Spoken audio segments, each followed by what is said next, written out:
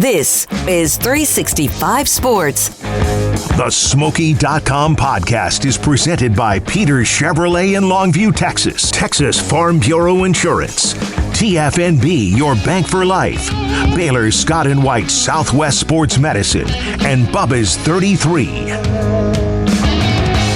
It is hard to imagine we are already into week number 3 of the Texas high school football season. We have seen evidence. We have seen games where you're like, wow, really?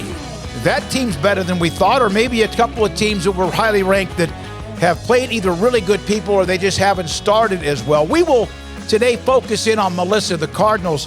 It is that school district is blowing up. They have spent a ton of money on the facilities, the indoor, this is 130 yards. You've seen and heard about maybe pictures of the $35 million stadium, and they are a school district that kind of in that area where you saw back in the days of Plano and then Allen and even Frisco and other areas that have just gotten big.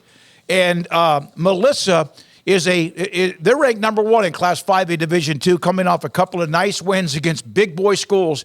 And we'll have Matt Nally, their head coach, on the show today a little bit later on after this opening segment. We always start with this.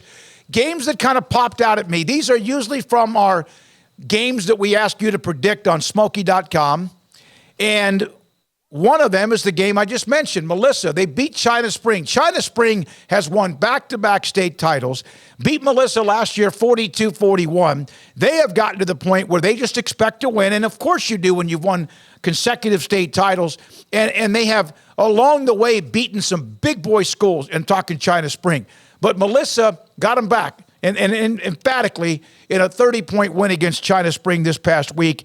Their quarterback, Trevor Ham, is fantastic. Nigel Smith, the defensive lineman, is as good as anybody. And we'll get to Matt Nally on that. But that's the game that initially, I thought Melissa had too much this year. The game was at China Spring. They have magic there. But I just thought Melissa might just have too much firepower, and they did at one point, leading that game 28-0. Here's one that I didn't know who would win this game because they play each other all the time. They played in the playoffs, Malakoff and Grandview. But Malakoff thumped Grandview 51-21. Grandview had won their opening game against Glen Rose 35-7. Jamie Driscoll and Malakoff, they are we know good. They've been good for a long, long time, but they win by 30 against Grandview, and that kind of opened my eyes. Great shootout between Aledo and Geyer. Aledo winning 48-45. Canadian by 20 beat Bushland. That's one that jumped out. You know, over the years in East Texas, and that's where I started back in 1981, I have seen some fantastic football at the highest level all the way down to the lowest, like used to be Class 1A and now 2A. But I've seen in that 4A district, in that 4A, classification, which back in the day was 3A, Pittsburgh, Dangerfield, Jefferson. I mean, fantastic teams. And we've spotlighted them before on this podcast. But then you started to see what Carthage has done with Scott Surratt, the 9 state titles. Along the way, Jeff Traylor built Gilmer into a state power, winning a couple of state titles, and they've been in the mix. Kilgore, Chapel Hill, and I know that there's a Lindale a couple of years ago made a great run. But Gilmer has been as consistent as anyone in the number of wins per year. Now, they don't have nearly the state titles that Coach Surratt and Carthage usually beats them straight up. But Gilmer doesn't lose very often. They're 0-2. They got smoked by what is a fantastic, explosive team by Chapel Hill in the first week. But then they lost 24-23 to Kilgore, and I'm going to spotlight the Kilgore kicker in a minute. I mean, a last second, 8 seconds to go field goal. Kilgore wins that game. Gilmer doesn't lose many of those close bang-bang games. It's because they kind of find a way to win, but Kilgore got them. And Gilmer starts the year at 0-2. Centerville, 43, Crawford, 20. I knew this would be a slugfest. I didn't expect anyone to pop loose for 43 points, but Centerville does that against Crawford. Atascocito, I mentioned last week, this is a really good school in that Humboldt School District. First time they've ever beaten Katy, 42-34. Jerry Sanford at Texas High, man, they've got something going. They have had back-to-back high-scoring, big-time wins. They beat Frisco Lone Star and last week over Heritage, Colleyville Heritage 41-38. And then also the one here locally. In fact, Garrett Ross, who's a part of our podcast every week, helping run this mothership, beat La Vega. Two teams that are separated by I-35 in Waco. You have Lacey Lakeview to the west of 35. That's obviously Connolly. And then you have Belmead to the right, and that's La Vega. These two schools, I mean, very, very, like maybe 5 miles apart or something like that? And 48-40, Terry Garrick and Connolly win that game. That's a critical win and a great win. And Don Hyde and La Vega are good. Don't get me wrong, but Connolly with some high-level division talent of their own, including the running back and Kiefer Sibley, and we'll spotlight him here in just a second. Before we get to the players of the week in both East and Central Texas that I do on my website, we highlighted Will Hammond, the quarterback at Hutto. He's committed to Texas Tech last week. And Hutto, the first game, had an explosive win against, San Marcos in that opening week. Then they played, 2 weeks ago we highlighted Will Hammond. Then they played Liberty Hill. Liberty Hill with that patented, just banger-type running game, the slot T. I mean, they just run that as well as anybody can. They had 762 yards rushing, which is the perfect offense when it's clicking against a team like Hutto that throws the ball all over the place with Will Hammond and all his weapons. Will Hammond passed for 715 yards, 4 touchdowns, ran for 88 yards and 6 touchdowns, and lost 82-80. And this was not like 2, 3, 4, 5 overtimes. This was regulation, 82-80. It's a basketball score, and both teams did their thing really well. Liberty Hill ran the ball for nearly 800 yards, and obviously Hutto with their high-octane offense had over 800 yards themselves. Now, let's look at the East Texas Players of the Week. We start with Jacoby Williams, fantastic talent out of Beckville. He does everything, literally everything. There's the rushing yards. There's the passing yards. There are the touchdowns. And then, of course, a couple of punt returns and a touchdown in a win against the Rams of Joaquin. Offensive Player of the Week, how about Peyton Harrison of Atlanta? Throws for 7 touchdowns, nearly 500 yards. He also converted 7 two-point conversions, also scored a touchdown on the ground in a 30-point win against Redwater. Then there's Cash Fletcher from Overton, just a really solid defensive stat line, 6 tackles, 4 behind the line of scrimmage, 3 sacks, 3 quarterback pressures, and also knocked down a pass in a win against All Saints. And then Leo Izaguirre, the kicker. I mentioned the win against Gilmer for Kilgore, 24-23. He was perfect on extra points and also kicked the 37-yarder with 8 seconds to go to win the game and averaged almost 28 yards a punt in 5 punts. Now, moving on to Central Texas, Kobe Black. Everyone seemed like he's going to end up at Texas. He is a fantastic player, can play multiple positions. His brother plays, Corey, at Oklahoma State. He had 11 tackles, had a long kick return, also had 4 carries, scored a touchdown, 1 catch for 21 yards. Just does everything for Conley in their win against La Vega. Kiefer Sibley, his teammate, 356 yards and 6 touchdowns. Also had 4 tackles in the win against La Vega, the Offensive Player of the Week. And then David Haynes III from Hillsboro. His father's the coach up there. From Whitney. 22 tackles. So that's wrong. It's Whitney against Hillsboro. 22 tackles, 3-pack behind the line of scrimmage, and also scored a defensive touchdown in a 1-point win against Hillsboro. And then Stephen Payan, the kicker. I don't know of anybody, Kilgore maybe, and I mentioned Izaguirre, and there's a couple of other schools, but I don't know, over the years of me covering high school football in Texas, Madisonville has had a fantastic run when it comes to the kicking game. Really, I mean, they do a great job, and sometimes that's just something that, I'm not saying coaches don't spend time on that, but it's almost weekly. Over 10 regular season weeks or games, Madisonville usually has 6, 7, or 8 weeks where a kicker's kicked a couple of field goals, this and that. And here's Stephen Payan, who kicked a field goal, 3 extra points, also 5 punts for 30 yards, 2 of those inside the 20-yard line to help the defense with field position, a couple of touchbacks. They do a great job in the kicking game. Madisonville with a nice 26-16 win against Navasota. Also, a couple of other players to put on a spotlight tonight. today. Jacaden Bolden, the running back from Hallsville, 253 yards rushing in a win against Henderson. Caden Dixon can probably every week be the offensive player of the week in East Texas, the running back from center, and obviously be a part of that Built Ford Tough nomination part with his running yards. 337 yards and 4 touchdowns. And center, the Rough Riders beat Spring Hill badly, 66-20. There are a couple other players in East Texas. There's Nehemiah Massey from Kearns in a nice win against Bremond, a 1-point win against Bremond. Had a critical catch to keep that game, to keep the lead and keep a drive going to seal the game for Kearns. He had 3 catches, 100 yards, 4 tackles, scored 2 touchdowns, had an interception, and again, just overall really good for Kearns. Noah Murphy, the running back and linebacker from West Rusk, with a huge win against Sabine. They're pretty good. 251 yards rushing, 4 scores. Remember the run by Jeremy Jenkins at Harmony out of the Gilmer area last year that came out of nowhere and led by the quarterback in Boston Seahorn?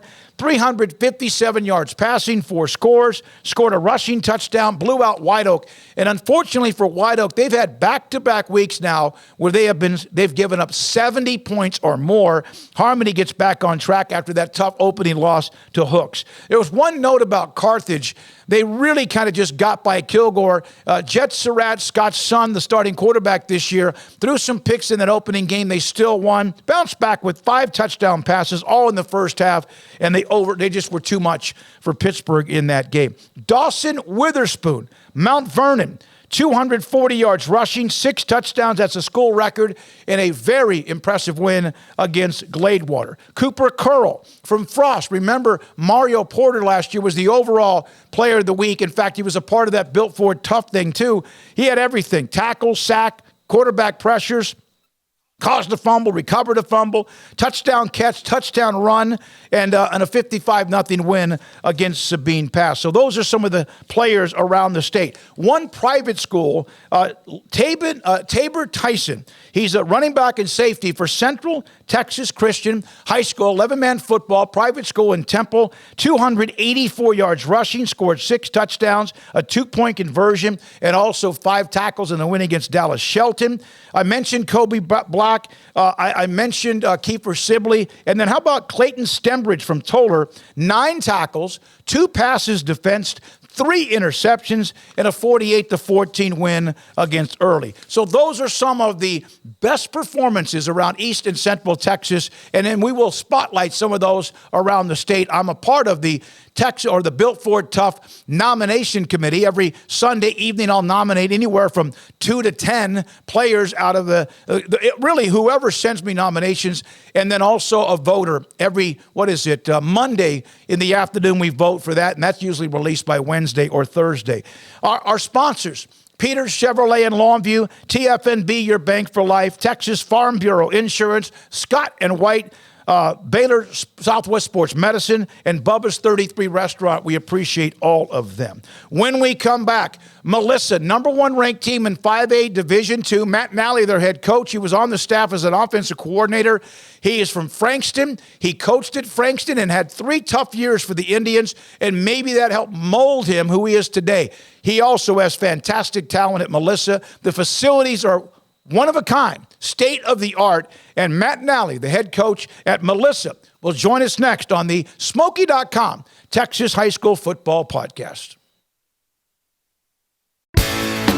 Peters Buick in Longview has the best selection in East Texas. Over 70 Buicks to choose from, like the all-new 2024 Buick Encore GX, starting at $25,750. Or the Buick Encore GX Avenir, with an all-new look and up to 31 miles per gallon. The largest selection of new Buicks from the #1 Buick dealer in East Texas, Peters Buick. Online at peterscars.net.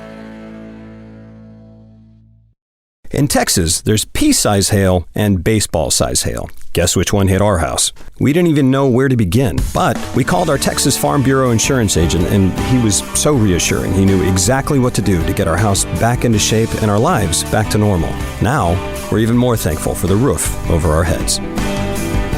Stop by and see our agents at one of our 3 McLennan County locations. Coverage and discounts are subject to qualifications and policy terms and may vary by situation. Pizza, burgers, and Bears football. There's no place around Waco that serves them all other than Bubba's 33. Come show your green and gold and enjoy some of Waco's best food and beverages while watching your favorite team, the Bears. When real Bears fans get hungry, Bubba's 33 is the #1 spot for ice-cold drinks, hand-stretched, stone-baked pizzas, and bacon-infused burgers. Join us for indoor or patio dining. Bubba's 33, Waco's restaurant and proud supporter of Baylor Bears football. Sick 'em, Bears! TFNB Your Bank for Life is the official local bank of Baylor Athletics. Find out why more Central Texas are making TFNB their bank for life. Sign up for our Edge checking and savings accounts to earn interest or cash back. With 5 convenient locations and an award-winning mobile app, banking has never been easier. TFNB Your Bank for Life. Member FDIC. Baylor Scott and White, Southwest Sports Medicine and Orthopedics, the team physicians for Baylor Athletics, specializing in diagnosing and treatment of any and all sport-related injuries. Celebrating over 2 decades of service to Central Texas, they tackle all surgical and non-surgical problems that arise from an active lifestyle. Trust the doctors that Baylor trusts. And when injuries sideline you, don't wait for Monday. Join us at 8:30 on Saturday morning for a post-game injury evaluation clinic. Baylor Scott and White, Southwest Sports Medicine Orthopedics. We get you back in the game.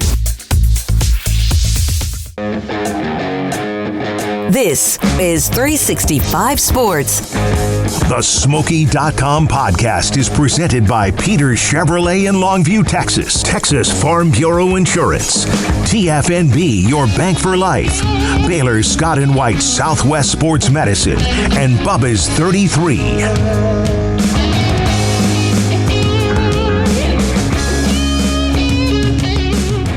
We have featured Matt Nally and Melissa before on this show, the Smoaky.com high school football statewide podcast. And Melissa off to a phenomenal start. Expected, but again, who they've beaten, Argyle and China Spring, and the way they've done kind of has validated what everyone thought about this team, ranked #1 in 5A Division II. Matt, thanks for your time. I bring this story up. I talked to your superintendent, Mr. Murphy, about this, and he's like, his uncle was Jack Murphy, the great coach for years at Stadium named after him. But back in 1984, I covered Longview. Doug Cox was the head coach, and they were ranked #1 in the state that year, and it was like 5A. I don't think 6A, which they had not changed all that. But I felt like almost as if that ranking was a burden for them. I've heard you, and I think Todd Dodge spoke with your team, that why not embrace it and use that in your favor? You obviously have done that so far the first 2 weeks of the season. Absolutely. I can't take any credit for that. That is solely Coach Dodge coming in, and, he asked me what to talk about, and that's been my fear with any team is, when you're ranked like this, how can you stay humble and whatnot? And how can you realistically, go through the season and not buy into the hype? So him coming in and speaking that to the team, and it's kind of been, kind of our mantra, we're going to embrace it. We're going to be who we are. And, we're going to put the bullseye on other people. The bull's not on us, and we're going to move forward and just be about us. What is the core mission statement for Melissa High School football? Well, we want to be a servant to the community. We live in such a great community, and they do so many great things for us. So we want to give back and whatnot. So, if you're talking about the core principle, it's going to be to serve others and to serve our community. Now, our theme this year is, above all else, love your brother. So, and that's something that our kiddos have really bought into, because we live in a day and age where it's about me, and not about other people. So, that is something else that our kiddos have really bought into. Your kids, young men, enjoy playing the game. They're really good at it, obviously, with the first 2 weeks. But also, it seems like they're pretty humble. That doesn't mean that they can't get a little bit over the top because they're excited. But do you see that this team is also humble? Yeah, kids are kids. So, it's us as adults to help guide them. The one thing about our kiddos is I don't think our kids have really, they don't really understand the whole thing about, being high ranked or whatever. I mean, we've been ranked, in the top 5 and whatnot before. We've been ranked number 1 when we were 4A, not at the beginning of the season, but throughout the season. So we've been at this level before. But, we preach nonstop about getting better. We preach nonstop about the noise outside the field house is that it's noise, and it's negative noise. I don't care if they say you're the greatest team ever and it's a lot of positives. That's negative, because all success breeds is complacency, and we're not looking to be complacent. We are looking to get better each day, each week, and I think our kids have really bought into that piece. Now, the other thing too is we only have one goal. All these teams might have other goals and things about winning the first home game, winning the first district game, blah blah blah. We have one goal, and that's to win state. So I think that also keeps them on the train tracks too, in the regards of this is our goal. So it's not about beating China Springs or Argyle or whatever.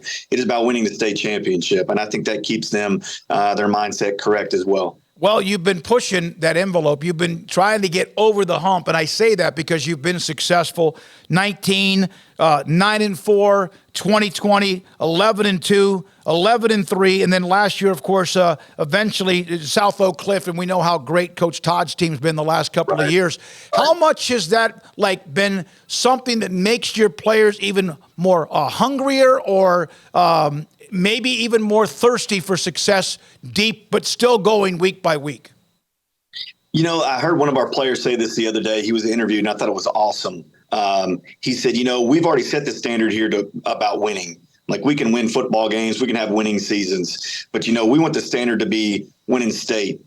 Constantly being in the conversation about winning the state championship. And that's what we want our standard to be, is winning the state championship. So I think that's a big piece of, when players are buying into that mantra and buying into that mindset, I think that's a big piece of having success, where we want success. We want success in December. Now, you can't take anything away from the teams that we played. Stevensville and South Oak Cliff, they had great football teams. And, when you want to talk about 5A Division II, there's a lot of people out there talking about Melissa.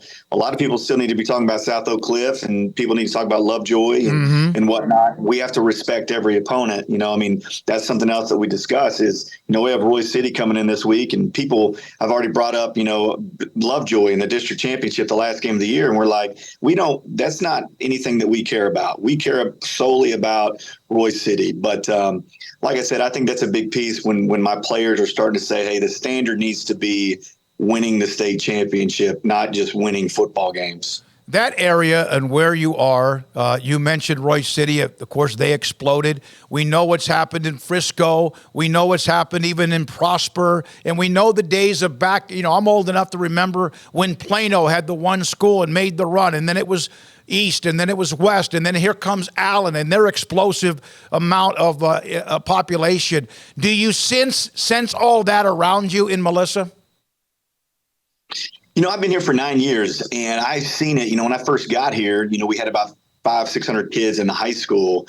And now we have, close to 1,700 kids in the high school. So, growth is just part of what we're about right now. And the thing is our school administration and our community has done an excellent job of preparing us for growth.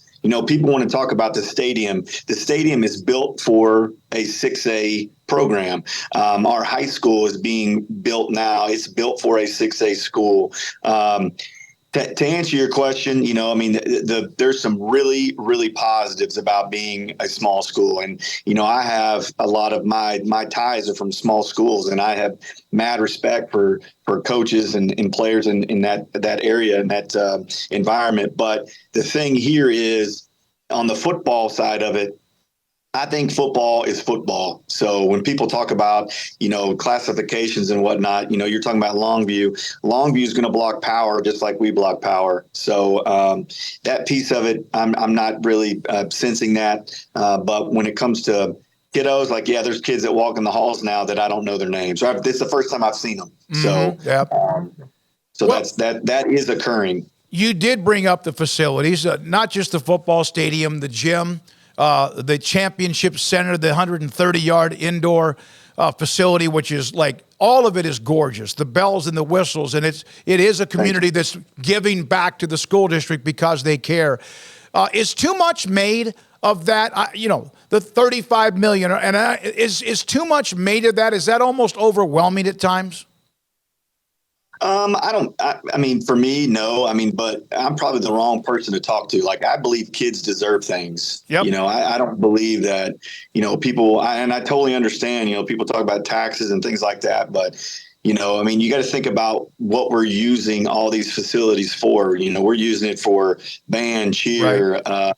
All kinds of things. Our trainers use it for their things, and we use it for, we have SWAT comes in and trains, and we have different things that go on within the stadium and with those things. But at the end of the day, I believe that kids deserve things, and the Melissa community has just done a great job of giving our kids what, like, I firmly believe is what they deserve. And we're right now dealing with heat. And then eventually we're going to deal with cold. That indoor facility is amazing in the regards of, our kids don't have to miss a beat in the regards of it's too hot outside, so now we have to go to a gym, or it's too cold outside, so we have to go to a gym, or we can't practice. So once again, like, I'm a different cat daddy when it comes to that. I believe kids deserve things. How much have you, as a former quarterback, where you coached and also played at Frankston, how much of that is part of you as a coach? I would say, earlier in my career, a big part. I'm not going to lie to you. When practice is going on, I'm watching the quarterback. I'm not going to lie to you. It just is what it is. But I have the best staff. I have the greatest staff. People talk to me about, Melissa schemes or whatever. We have people come in and talk to us. And, for the most part, if we lose a game, it's because of me. I'm too involved. If we win a game, it's because I'm letting those guys do what they do. And I've got a great offensive staff and a great defensive staff. But, yeah, I would say my quarterback coach probably has the hardest job in Melissa, just because of the fact of I'm going to stick my nose in there. And like I said, I'll probably screw it up more than I make it right. Well, you've got a quarterback in Trevor Hammond. I know it's more than him. Maynard had a huge game over, almost 200 yards receiving. Your defense plays really well. How good is Trevor Hammond, and kind of when did you kind of realize he was special? I realized he was special when he walked in the door. The thing about Trev is, people talk about the way he spins it, and he does. He spins it extremely well, but he is a quarterback and what you're looking for. And what I mean by that is a quarterback manages the game. Everyone thinks, a quarterback is going to be this guy that puts up massive stats. That's not the truth. We ask our quarterback to do just a very few things. Take care of the football, be accurate, but manage the football game. And he does a great job of managing it. In the Argyle game, our offense is like everybody else's offense these days. There's so many things that quarterback can do. He can throw a pre-snap screen. He can throw a post-snap RPO, or he can hand it, or sometimes he can check and make his own deal and whatnot.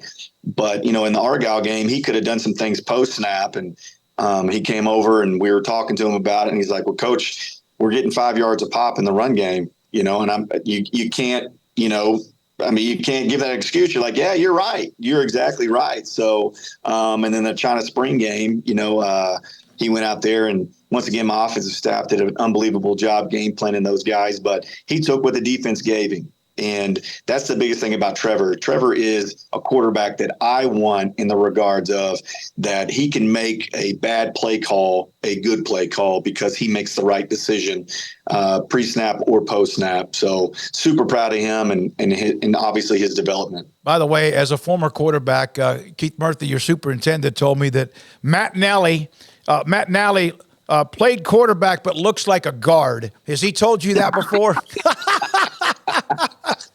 Well, I will say this, I'm I'm not in the best shape when I was 18, 19. But I will say this about my superintendent: I threw for about 200 yards. He was a DC at Malakoff. Okay. And I threw for about 200 yards against him one night. So back in the late 90s, but I sure did. I got him. Well, that might be why he's still bitter. Now speaking of Frankston, you were good. And I covered Frankston back when they had a guy named Paul Coleman who ended up being drafted in Major League Baseball. I've been around for a long time, since 1981, and I know the kind of ins and outs. And Jamie Driscoll, by the way, is doing a great job at Malakoff and has since for a long time. But so you played at Frankston, and then you coached your alma mater. And I've always thought that can be very, very difficult, whatever level. Was that hard? I know you had 3 tough years, considering what you're doing now. How much did you learn about yourself and about coaching and just like managing that time during the 3 years you were a head coach with Frankston with the Indians? It was a dream come true to be the head coach there. I mean, it really was. It was something that I wanted to do for a long time. It is extremely difficult, people that are going to go pursue that. You're coaching people that you're coaching people's kids that you went to school with, and that's always a hard thing. But I have nothing but great memories from Frankston and just that community, and my parents still live there. My wife's parents still live there. I've nieces and nephews that go to there. It's a great place. It really is a great place. As a coach, I felt like I was a great offensive coordinator at Frankston. I learned that, a head coach is somebody that's got to take every piece of the game and be involved with. And I did not do a very good job of that when I was the head coach. I was still the OC, and I was still concentrating on that. And people can do that. I just learned about myself. I cannot do that. I have to be involved in other things just to make sure that, all the pieces are working correctly. But that is what I learned. And there's a lot better coaches out there than me that can do stuff like that. That's the biggest piece that I learned. Was that part of it. Well, that's part of growing up and learning what you can and cannot do, or what your strengths are, and that's sometimes hard to give up. You have a young man in Nigel Smith who, 6'5", 260, a defensive lineman that is just incredible. Watch him on film. He's being recruited heavily. Everyone knows who he is. What kind of young man is he, and is he someone that is the beacon of what that program is all about? Well, the thing about Nigel is when you see him, he's very an imposing person. He's a large human being. He is a great football player, an unbelievable football player, but people don't see behind the scenes. First and foremost, when you think about elite players, okay, and I've got to coach a few in my career, every elite player, practice is an opportunity for them to hone their skills, but they're doing things before practice. They're doing things after practice. They're doing things when they go home at night that are making them better, a better player. So for an example, we practice in the morning. Well, Nigel will be here at 5:00. He'll be here by himself, hitting the bag or working or whatever the case may be, his hand placements and things like that, by himself. After practice, he's doing the exact same thing. We'll go in the weight room. He's the first guy in the weight room. When the weight session ends, he's probably in there for 30 more minutes, so there's that piece that no one gets to see about Nigel. The next thing is Nigel's a really, really good kid. He's going to grow up to be a really, really good man. He's a fantastic teammate. He does things that, you hear about. I got a picture of him vacuuming the floor in the locker room. He helps us with putting out the jerseys and he just does all these great things that, people don't see. He's coaching kids on the sideline during practice and whatnot. Those are things that, in my personal opinion, make you an elite player, but also make you an elite person. And that's what he is. He is an elite person. I know he's set to make a commitment or an announcement, and anybody in America would want him, and they all have shown that interest. How has he juggled and handled all of that along the way? I think what really helped him was he got on people's radars really early. And he is raised by really good people. His mom and dad are unbelievable people, but he's got a granddad in his life too that they've really trained him throughout this entire process. A, to be humble, but B, really to speak. Like, he speaks so well to these people, but his parents also make him be real with people. So, like, they made him call all the schools that has offered him, and he had to thank them and all those things. And then he had to tell them that I'm committing to another school and whatnot. Like, most people are dodging those hard conversations. But make a long story short, in this process from a freshman now, he's taking it in stride. He has done a great job of really assessing where he wants to go based off of certain criteria. And that's criteria that him and his parents came up with. And, I think I know where he's going, but I'm not quite sure either. But wherever he goes, it's going to be the best decision for him. Matt, I'm proud of you. Covered you a little bit through my website, and also what you've done, how you've grown as your family, your sons, and also with your wife, and who you are, what you represent. I appreciate you jumping on. I'm so proud of what you're doing there, and I know the expectations are huge, but you seem to be handling them, as is the program. Thanks for your time, and good luck against Royce City. Thank you. Matt Nally, football coach at Melissa. And this is the Smoaky.com high school football podcast. Peters Buick in Longview has the best selection in East Texas. Over 70 Buicks to choose from, like the all-new 2024 Buick Encore GX, starting at $25,750. Or the Buick Encore GX Avenir, with an all-new look and up to 31 miles per gallon. The largest selection of new Buicks from the #1 Buick dealer in East Texas, Peters Buick. Online at peterscars.net.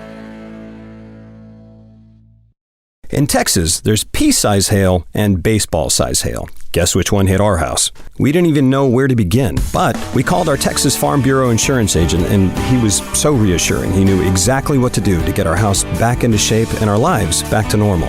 Now, we're even more thankful for the roof over our heads. Stop by and see our agents at one of our 3 McLennan County locations. Coverage and discounts are subject to qualifications and policy terms and may vary by situation. Pizza, burgers, and Bears football. There's no place around Waco that serves them all other than Bubba's 33. Come show your green and gold and enjoy some of Waco's best food and beverages while watching your favorite team, the Bears. When real Bears fans get hungry, Bubba's 33 is the #1 spot for ice-cold drinks, hand-stretched, stone-baked pizzas, and bacon-infused burgers. Join us for indoor or patio dining. Bubba's 33, Waco's restaurant and proud supporter of Baylor Bears football. Sick 'em, Bears! TFNB Your Bank for Life is the official local bank of Baylor Athletics.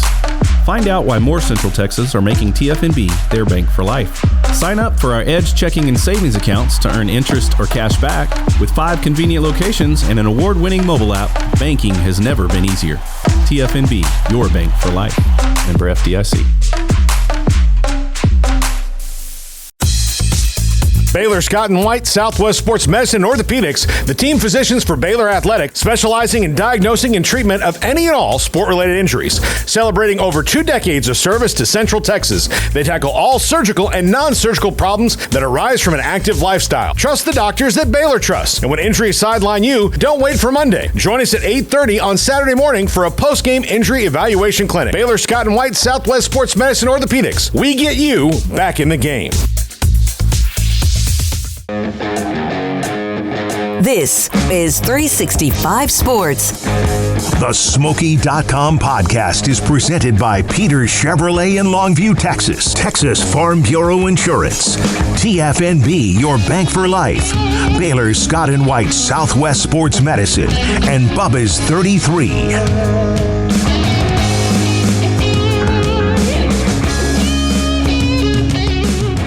Well, we're now through 2 weeks, and we had Randy Polk of Longview won the first week that Bubba's 33 Pick'em, which is on Smoaky.com. It's on the homepage at the top. You can see where it says Pick'em. He was 21-8-1. And then the winner from week number 2, really nice week for Nicholas Harrison out of Carthage, home of the Bulldogs and the 9-time state champion. Nicholas is our Bubba's 33 winner. He gets a gift card for $25. It will send to him for winning the Week 2 Pick'em. We'll have Week 3. In fact, it's up right now, and you can pick. I think it's up until perhaps right before like 5 or 6 or something like that on Thursday, since there are some games on Thursday. Here are the elite games. This is from my great friend Jerry Forrest from pigskinprep.com. He has his index of every classification in Texas, from 6-man private schools to, all the way up to the big boys at 6A. The number on the right is what I want you to look at. And the other numbers are important too. But the number on the right, the lower the number, the better the game based on at least his weekly index of ranking teams. Wimberley and Brock, 2 teams with great tradition. They will meet. Wimberley's off to a 2-0 start. Combined state rankings, Wimberley 1, Brock 2, so the ranking total 3 is the lowest of the week. DeSoto, Dallas, out of Dallas area, along with South Oak Cliff. These 2 teams met last year. It's hard for these teams to get games. Coach Todd, Coach Mathis, they meet again, both state champions last year. That's how good this game is. And they play DeSoto and South Oak Cliff. DeSoto, according to what Jerry's picks are, is a couple of touchdown favorite. There is Edna and Refugio. Refugio lost that game in the opening week. This is a really good game. Edna is a slight pick in that game, according to Pigskin Prep. Dangerfield and Timpson. Terry Bussey has not played, and I don't know his status for this week, but they still, Garner, the quarterback, has taken up all of the slack, along with others, and Timpson and Dangerfield. Johnson, the quarterback at Dangerfield, they've got tremendous talent. These are 2 dudes right here, a 2A and 3A, that are both highly ranked. Winsboro and Hooks. And Winsboro just keeps winning. Hooks has got that win early in the year. Remember, they beat, I just went blank on, they beat somebody in the opening week that was kind of Harmony. Who went deep last year. Hooks is 2-0, and they're a slight favorite in that game against Winsboro. Cuero, the Gobblers, heavy favorites, although Yoakum, very good. Both 2-0. Jim Ned, Colt McCoy's alma mater.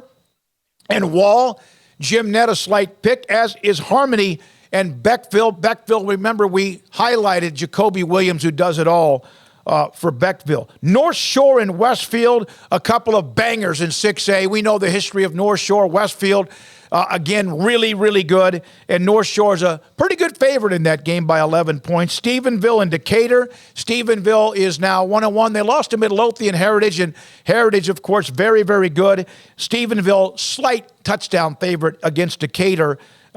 Steve Huff is up there. He was the one that helped build early on the great success at College Station. Albany and Seymour. Albany, a heavy favorite. There's Lancaster and also Geyer. Geyer just lost by 3 to Aledo, and probably even with Lancaster and what they can do, Lancaster lost to South Oak Cliff. That'll be interesting. 2 teams coming off a loss.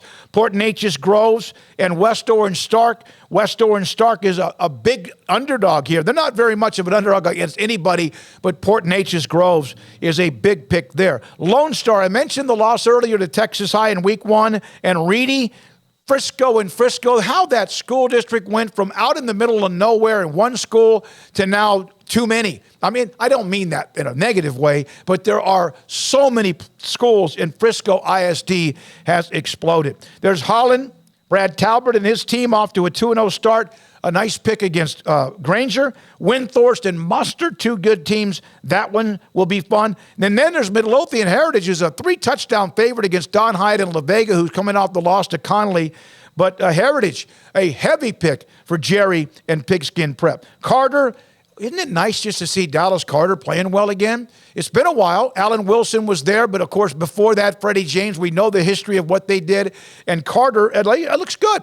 Off to a 2-0 start. John Settle, the head coach at Sunnyvale, they are 1-1. Bushland and Childress. Bushland was beaten by, 20 by Canadian last week, but Canadian beats a lot of people. And then there's a game that Garrett has, and we have on 107.9, which is Power 108 in Waco on the radio, and the Sikkim 365 app. Connolly, a nice favorite against Rick Rhodes and Cameron Yo. They're good. They can put it up now. But Connolly was so much talent, and they're favored by about 3 touchdowns in that game. So those are the games. You can go to Smoaky.com, find the link up in the top, pick them, get on there, name, I think your email and where you're from. You get to pick all those games that are up right now, among others. And then Derek Tonkin, our webmaster, does a great job. He will send me the winner based on the record. And then also, whoever wins gets a $25 gift certificate from Bubba's 33 in Waco. For Garrett Ross and also Jack McKenzie, for all of our fantastic sponsors who do this with us to give back to you. And I love being a part of Texas high school football in what has now been 43 years. That's hard to imagine, and the memories along the way. Thank you for watching. Please subscribe, hit the like button, tell somebody else about what we do, and thanks to Melissa's Matt Nally for the time today on our show. This is 365 Sports. This is 365 Sports. The Smoaky.com podcast is presented by Peter Chevrolet in Longview, Texas. Texas Farm Bureau Insurance. TFNB, your bank for life. Baylor Scott & White Southwest Sports Medicine. And Bubba's 33.